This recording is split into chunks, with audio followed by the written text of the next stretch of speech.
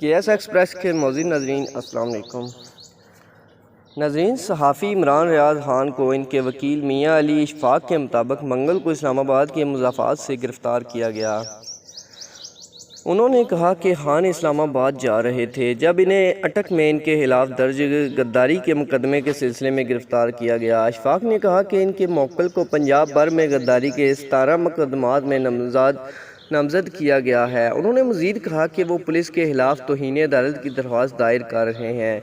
P T I کے secretary general Asad Umar نے گرفتاری کی مذمت کی ہے۔ انہوں نے کہا کہ اظہار رائے کو گرفتاریوں کے بجائے جوابی دلائل سے ملنا چاہیے۔ پی ٹی آئی کے نائب صدر فواد چودھری نے گرفتاری کی شدید مذمت کرتے ہوئے امید ظاہر کی ہے کہ عدالتیں کارروائی کریں گی۔ پی ٹی آئی کے مرکزی سیکرٹری اطلاعات فرح حبیب نے قانون نافذ کرنے والے اداروں کی جانب سے صحافی کی گرفتاری کے حوالے سے ایک ویڈیو شیئر کی۔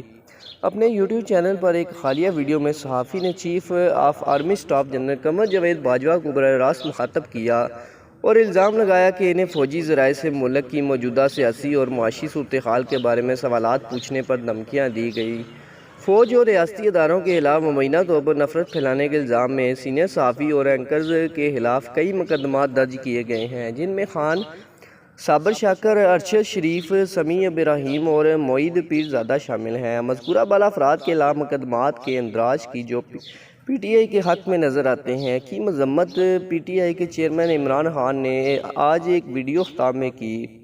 مئی میں لاہور ہائی کورٹ نے خان کے خلاف بغاوت کے مقدمات درج ہونے کے بعد ان کی حفاظتی ضمانت کی درخواست منظور کر لی تھی، اور اسی طرح آج عمران ریاض خان کو اسلام آباد سے گرفتار کر لیا گیا۔ تو فرینڈز، آپ اس بارے میں کیا کہنا چاہیں گے؟ کمنٹ سیکشن میں اپنی رائے کا اظہار کریں۔